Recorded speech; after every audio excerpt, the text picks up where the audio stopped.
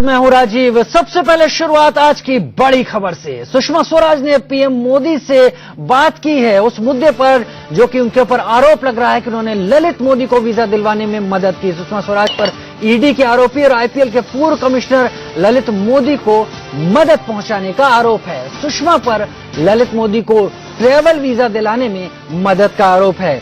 आरोपों के मुताबिक सुषमा ने ब्रिटिश उच्चायुक्त से बात की थी। आईपीएल के पूर्व कमिश्नर ललित मोदी के खिलाफ ईडी ने नोटिस जारी कर रखा है। फेमा कानून के तहत नोटिस जारी होने के बाद भी ललित मोदी ईडी के सामने हाजिर नहीं हुए और वो फरार हैं। ललित मोदी की मदद की खबर सामने आने के बाद कांग्रेस ने सुषमा स्वराज का इस्तीफा मांगा है। आपने ग्राफिक्स में देखा कि क्या है सुषमा पर आरोप और कौन है ललित मोदी। फेमा के उल्लंघन मामले में उनको नोटिस जारी है।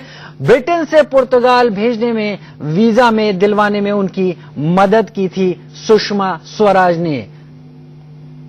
ललित मोदी के खिलाफ वित्तीय गड़बड़ियों के मामले में शिकायत दर्ज है। ललित मोदी आईपीएल के पूर्व कमिश्नर, पूर्व चेयरमैन और उनके ही चलते आईपीएल अस्तित्व में है। उनके दिमाग की उपज कही जा सकती है, लेकिन 2010 में वित्तीय अनियमितताओं के बाद से वो जांच एजेंसियों के रडार पर नहीं हैं। हालांकि सुषमा ने आरोपों पर ट्वीट कर सफाई दी है। सुषमा ने ट्वीट किया है कि ललित मोदी की पत्नी की तबीयत खराब थी और 4 अगस्त को उनकी पत्नी की पुर्तगाल में सर्जरी होनी थी। मानवीय आधार पर मैंने उनकी मदद की। ललित मोदी ने मुझसे कहा कि उन्हें अस्पताल में कंसेंट पेपर पर दस्तखत करने के लिए मौजूद रहना है।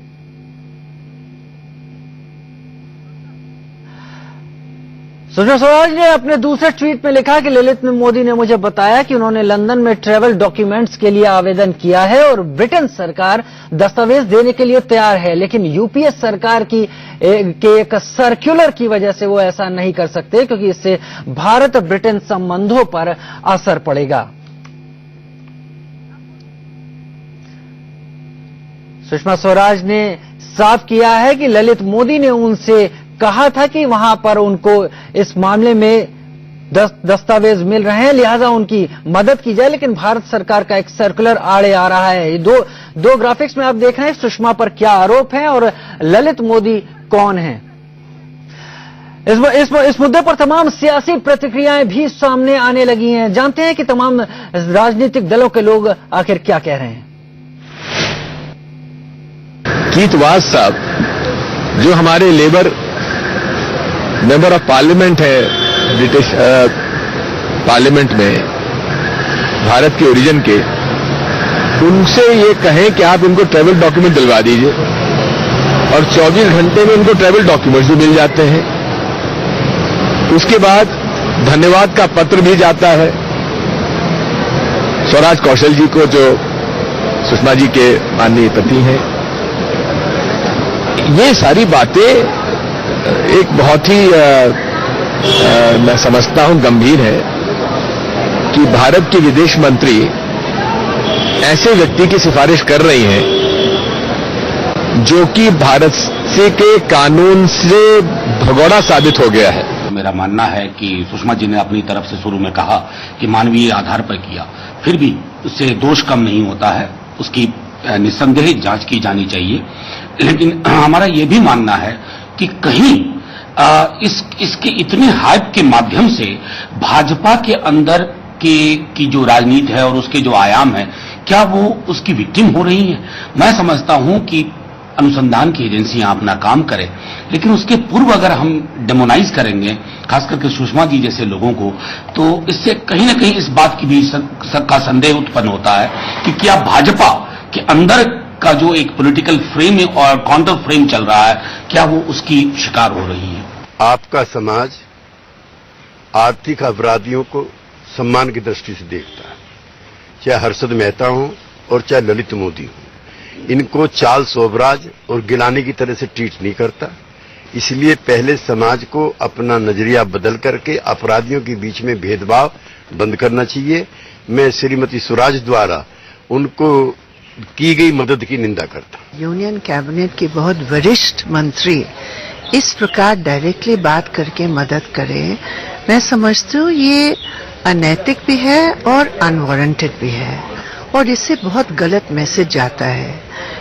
पहले भी इस प्रकार की खबर आई थी कि राजस्थान के तमाम बीजेपी के लीडर्स और ललित मोदी के ऐसे रिश्ते हैं कि ललित मोदी की बचाव के रास्ते वो बना रहे हैं। अभी डायरेक्टली मोदी जी की कैबिनेट के सदस्य जब इस प्रकार की इन्वॉल्वमेंट है, डायरेक्ट इन्वॉल्वमेंट, किसी की हिम्मत है जो ईडी का प्रोब है कि डायरेक्टली मंत्री से वो बात करे, और मंत्री जी इतनी दयालु हैं कि उनकी मदद भी करा ले, तो ये तो मोदी जी को स्वयं इस पर बयान देने की जरूरत है, स्पष्टीकरण करने की जरूरत है। तमाम तरह की प्रतिक्रिया आ रही है, तमाम आरोप प्रत्यारोप लगने शुरू हो गए। हमारे साथी राकेश कुमार सिंह ने इस मुद्दे पर बात की राशिद अलवी से।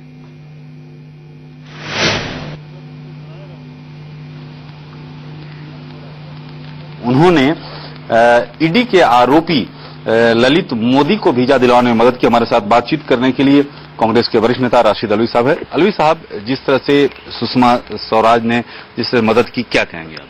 देखिए, मैं कहूंगा बहुत दुर्भाग्यपूर्ण है। उनके खिलाफ बहुत सीरियस क्रिमिनल केसेस पेंडिंग है, और उनकी मदद करना और फिर ये कहना कि इंसानी तौर पे मैंने मदद कर दी थी, मुझे ताज्जुब भी है और अफसोस भी है। जो लोग क्रिमिनल्स हैं उनकी मदद इंसानी तौर पे अगर की जाएगी तो देश के अंदर बहुत बुरे हालात हो जाएंगे। मेरा मानना है कि इन हालात में सुषमा जी को मंत्री बना रहना उचित नहीं है। मॉरली उन्हें सरकार से बाहर आ जाना चाहिए। अच्छा, सबसे खास बात ये अलवी साहब कि मामला जो है ईडी पूरे मामले की जांच कर रही है, लेकिन इस तरह से ये अपनी ओर से बयान देना विदेश मंत्री द्वारा, कितना आप मानते हैं कि सही है? देखिए, बिल्कुल गलत है। ये जो खबरें आ रही हैं, जो मीडिया दिखा, जो ट्वीट के जरिए उनकी ओर से बयान आ रहे हैं, हाँ, वो बहुत दुर्भाग्यपूर्ण है। एक तो एक ऐसे आदमी की मदद करना जिसके खिलाफ सीरियस किस्म के इल्जामात हैं, इंक्वायरी हो रही है, और उसके बाद उसको जस्टिफाई करना कि मैंने मदद इसलिए की है, ये और भी ज्यादा दुर्भाग्यपूर्ण है। मुझे लगता है कि सुषमा जी को मंत्री बने रहने का कोई औचित्य नहीं है। अगर वो अपने पद पर बनी रहती हैं तो कांग्रेस का स्ट्रेटेजी क्या होगा? इस पूरे मामले को लेकर सड़क पर उतरेगी, या जब संसद का सत्र होगा तो इस पूरे मामले को उठाया जाएगा? देखिए, संसद में बिल्कुल ये मामला उठाया जाएगा, लेकिन सवाल संसद में उठाने का और सड़क पे आवाज बुलंद करने का नहीं है। सवाल ये है कि जो सरकार बड़े बड़े दावे करती है और उस सरकार के अंदर एक के बाद एक इस तरीके के वाकयात हमारे सामने आ रहे हैं और मंत्री अपने आप को जस्टिफाई कर रहे हैं, इससे सरकार का चेहरा भी सामने आ जाता है और मंत्रियों का चेहरा भी सामने आ जाता है। तो ये थे कांग्रेस के वरिष्ठ नेता राशिद अलवी साहब, जिनका साफ तौर पर कहना है कि यह मामला काफी गंभीर है। कैमरामैन सुरेंद्र रावत के साथ राकेश कुमार सिंह, इंडिया न्यूज, दिल्ली।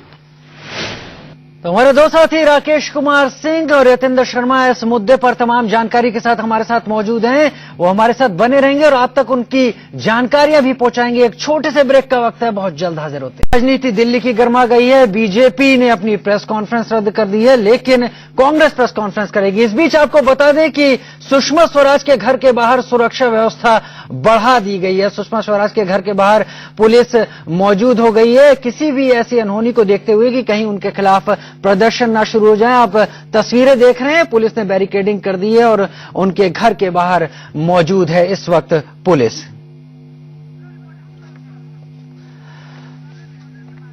हमारे साथ हमारे दोनों साथी मौजूद हैं। राकेश कुमार सिंह भी मौजूद है और हमारे साथ यतेंद्र शर्मा भी मौजूद हैं।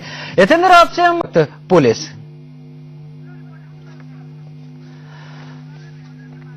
हमारे साथ हमारे दोनों साथी मौजूद हैं। राकेश कुमार सिंह भी मौजूद है और हमारे साथ यतेंद्र शर्मा भी मौजूद हैं। यतेंद्र, आपसे हम जानना चाहेंगे कि किसी बात को मानने से ही कोई पाक साफ नहीं हो जाता है। यहाँ पर एक बात साफ है कि कयासों के लिए सुषमा ने कोई जगह नहीं छोड़ी, उन्होंने सीधे ही अपनी जो भूमिका थी वो साफ कर दी। लेकिन क्या इससे पार्टी के लिए असहज हालत नहीं पैदा हो गई, और यह पार्टी ने उनसे अब तक कुछ पूछा?